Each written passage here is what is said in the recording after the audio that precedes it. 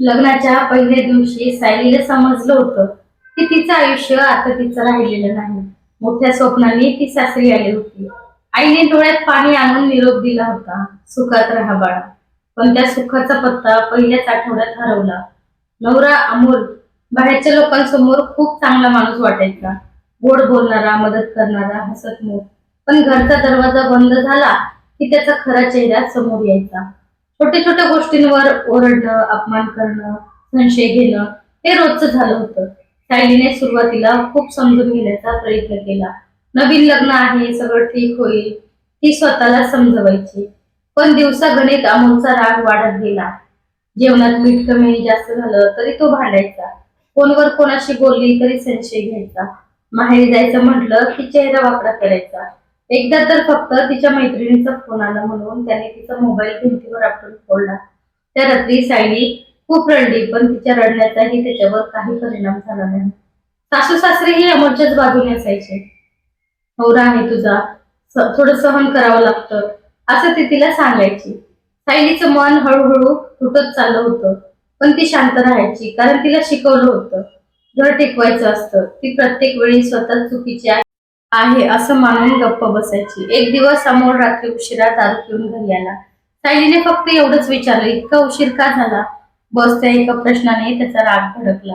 त्याने तिच्यावर हात उचलला, पहिल्यांदाच तिच्या गालावर जोरात मारलं. सायली काही क्षण सुन्न झाली, डोळ्यातून अश्रू वाहत होते, पण आवाज बाहेर येत नव्हता. त्या रात्री तिला झोप लागली नाही. आरशात स्वतःचा सुजलेला चेहरा पाहताना तिचं मन आतून तुटून गेलं.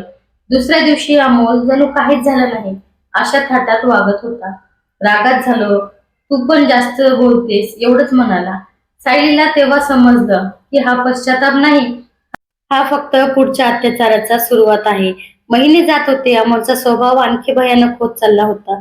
तो सायलीला कुठेही एकटी जाऊ देत नव्हता. तिचे कपडे, बोलणं, हसणं सगळ्यांवर नियंत्रण ठेवत होता. तिने नोकरी करण्याचा विषय काढला तर तो ओरडला, माझ्या घरात माझ्या परवानगीशिवाय काही होणार नाही. त्या दिवशी सायलीने पुन्हा स्वतःचं स्वप्न गिळून टाकलं.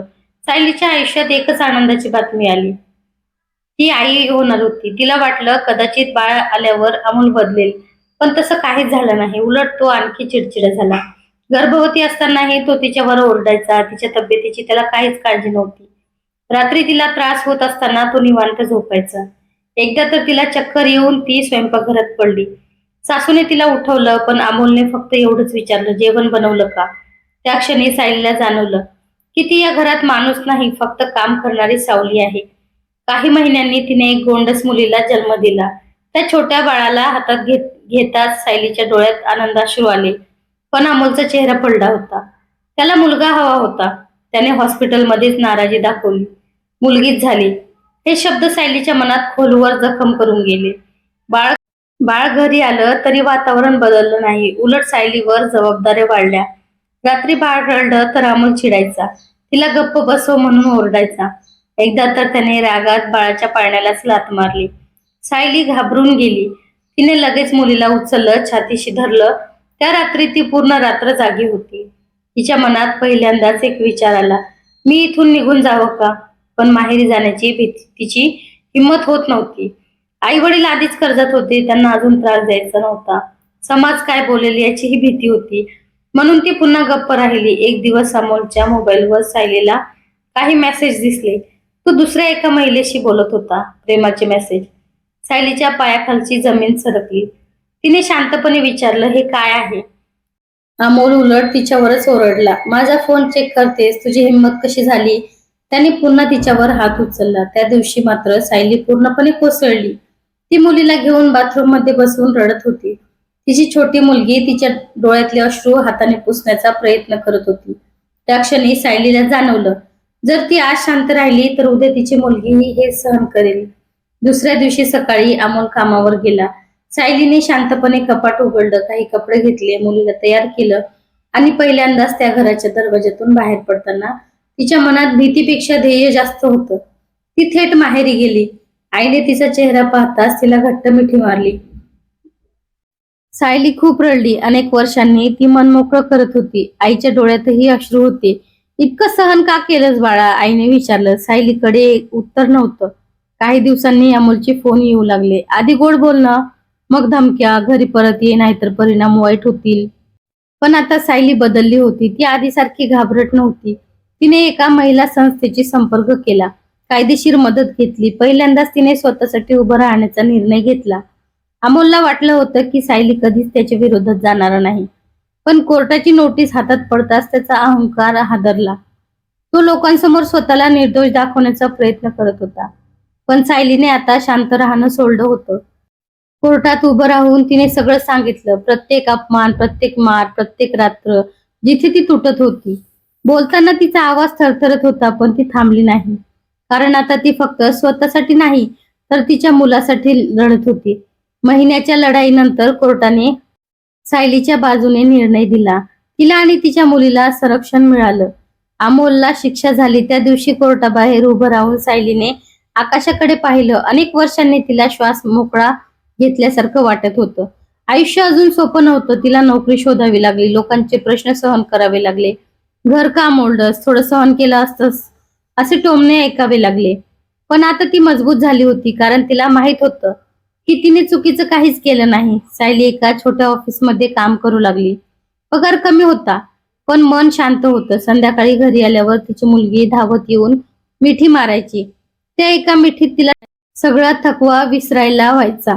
एक दिवस तिची मुलगी शाळेतून आली आणि म्हणाली, आई, तू खूप स्ट्रॉंग आहेस. सायलीच्या डोळ्यात अश्रू आले, कारण आयुष्यात पहिल्यांदाच कोणीतरी तिच्या वेदनेमागचं ध्येय पाहिलं होतं. रात्री गॅलरीत उभी राहून ती विचार करत होती. कित्येक वर्ष ती फक्त जगत होती, पण आज ती खरंच जगायला शिकली होती.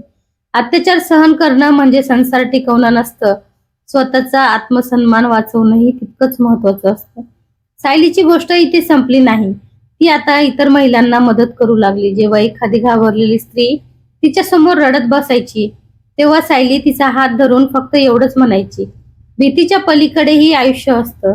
सायलीचं आयुष्य आता नव्याने सुरू झालं होतं, पण जुन्या जखमा अजूनही तिच्या मनात जिवंत होत्या. रात्री कधी कधी ती अचानक जागी व्हायची. अमोलचा रागाने भरलेला चेहरा अजूनही तिच्या डोळ्यासमोर यायचा.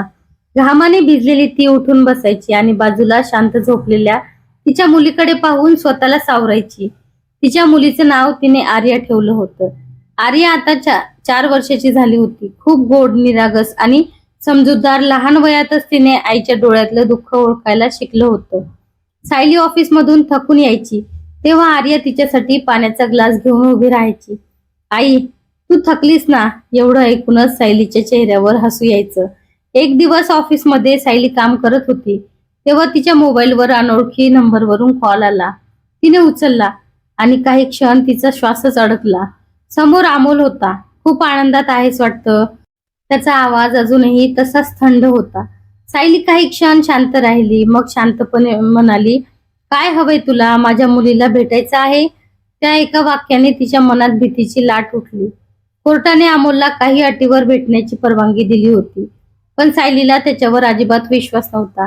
त्या रात्री ती खूप अस्वस्थ होती. आर्या तिच्या मांडीवर डोकं ठेवून झोपली होती आणि सायली तिच्या केसांवरून हात फिरवत विचार करत होती, हा माणूस खरंच बदलला असेल का?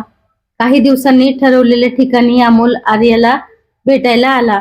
स्वच्छ कपडे, चेहऱ्यावर बनावटी हसू. बाहेरून पाहिलं तर कोणीच म्हणलं नसतं की हा माणूस कधी इतका क्रूर होता. आर्या आधी घाबरली. तिने आईचा हात घट्ट पकडला. अमोल तिच्या समोर खाली बसला आणि म्हणाला, मी तुझा बाबा आहे. आर्या काही बोलली नाही. सायलीच्या मागे लपली. त्या क्षणी अमोलच्या चेहऱ्यावर रागाची एक हलकीशी रेष उमटली, पण त्याने स्वतःला सावरलं. ठीक आहे, हळूहळू सवय होईल, तो म्हणाला. सायली सगळं शांतपणे पाहत होती. तिच्या मनात अजूनही संशय होता. काही भेटीनंतर अमोल पुन्हा फोन करू लागला. मी बदललोय, तो म्हणायचा. आपण पुन्हा एकत्र येऊ शकतो. सायलीला आता त्याच्या शब्दांवर विश्वास नव्हता, कारण तिने त्याचा खरा चेहरा पाहिला होता. एकदा नाही, अनेकदा. एक रात्री ती गॅलरीत उभी होती. पावसाचे थेंब पडत होते. आई तिच्या जवळ आली आणि म्हणाली, बाळा, अजूनही घाबरतेस का? सायली हलकासा हसली. घाबरते, पण आता पळत नाही. आईने तिच्या डोक्यावर हात ठेवला. दिवस जात होते. ऑफिसमध्ये सायली मेहनत करत होती. तिच्या कामाचं कौतुक होऊ लागलं. तिचा आत्मविश्वास वाढत होता. एक दिवस तिचे बॉस तिला म्हणाले, तुम्ही खूप मजबूत आहात. इतक्या अडचणीनंतरही ज्या पद्धतीने तुम्ही उभ्या राहिलात, ती खूप मोठं आहे. सायली फक्त हसली, कारण तिच्या लढाईचं खरं वजन फक्त तिलाच माहित होतं. त्या ऑफिसमध्ये आदित्य नावाचा एक सहकारी होता. शांत स्वभावाचा, समजूतदार. तो नेहमी सायलीचा आदराने वागायचा. कधीही तिच्या भूतकाळाबद्दल जास्त प्रश्न विचारले नाहीत, पण गरज पडली की मदतीला उभा राहायचा. एकदा सायलीची तब्येत ऑफिसमध्ये बिघडली. आदित्यने लगेच तिला पाणी आणून दिलं. तुम्ही स्वतःची काळजी घेत नाही, तो हसत म्हणाला. सायली काही क्षण त्याच्याकडे पाहत राहिली. कित्येक वर्षांनी कोणीतरी तिच्याशी ओरडल्याशिवाय, अपमान केल्याशिवाय बोलत होतं. हळूहळू त्यांच्यात मैत्री वाढली. आर्यालाही आदित्य आवडू लागला. तो तिला चॉकलेट आणायचा, गोष्टी सांगायचा, पण सायलीच्या मनात अजूनही भीती होती. पुन्हा विश्वास ठेवायची हिंमत होत नव्हती. एक दिवस आदित्यने शांतपणे विचारलं, तुम्ही अजूनही भूतकाळात अडकून राहणार का आहात का? सायलीच्या डोळ्यात पाणी आलं. जखमा दिसत नाहीत म्हणून त्या भरल्या असतात असं नाही. आदित्यने फक्त एवढंच म्हटलं. पण त्या कायम रक्ताळतही राहत नाहीत. त्या रात्री सायली खूप विचार करत बसली. खरंच ती अजूनही भीतीत जगत होती का? काही दिवसांनी अचानक अमोल तिच्या घरासमोर आला. दार जोरात वाजवू लागला. सायली, मला माहितीये तू आत आहे. सायलीचा चेहरा फटक पडला. आर्या घाबरून रडू लागली. अमोल बाहेरून ओरडत होता, तू मला सोडून आनंदात राहशील असं वाटते. सायलीचे हात थरथरत होते, पण यावेळी ती आधीसारखी कोसळली नाही. तिने लगेच पोलिसांना फोन केला. पोलीस येईपर्यंत अमोल दार ठोकत राहिला. शेजारी जमा झाले. पोलिसांनी त्याला घेऊन जाताना तो रागाने ओरडत होता, ही माझी बायको आहे. त्या क्षणी सायलीने पहिल्यांदाच निर्धाराने उत्तर दिलं, मी तुझी भीती नाही आता. दार बंद झाल्यावर ती खाली बसली आणि रडू लागली. पण हे अश्रू कमजोरीचे नव्हते, अनेक वर्षांनी स्वतःसाठी उभं राहिल्याचे होते. आर्या तिच्या जवळ आली आणि म्हणाली, आई, तो वाईट माणूस पुन्हा येणार नाही ना? सायलीने तिला मिठी मारली. नाही बाळा, आता कोणीच आपल्याला त्रास देणार नाही. त्या दिवसानंतर सायली आणखीन मजबूत झाली. तिने महिला हेल्पलाईन मध्ये स्वयंसेवक म्हणून काम सुरू केलं. अनेक स्त्रिया तिच्याकडे त्यांच्या वेदना सांगायला यायच्या. काहींच्या डोळ्यात भीती असायची, काहींच्या आवाजात निराशा. सायली त्यांना शांतपणे ऐकायची आणि म्हणायची, सहन करणं म्हणजे प्रेम नाही. एक दिवस एका महिलेने तिला विचारलं, तुम्ही इतकं सगळं सहन करून कशा जगलात? सायली काही क्षण शांत राहिली, मग हसून म्हणाली, कारण एक दिवस मला समजलं, माझ्या मुलीला घाबरलेली आई नाही, मजबूत आई हवी आहे. त्या उत्तरानंतर त्या महिलेच्या डोळ्यातही ध्येय दिसू लागलं. सायली आता पूर्वीसारखी राहिली नव्हती. ती तुटलेली स्त्री नव्हती. ती स्वतःला पुन्हा उभी करणारी स्त्री होती. तिच्या चेहऱ्यावर आता शांतता होती. आयुष्य अजूनही परफेक्ट नव्हतं, पण आता ते तिचं होतं. आणि अनेक वर्षांनी रात्री आर्याला मिठीत घेऊन झोपताना सायलीच्या मनात एकच भावना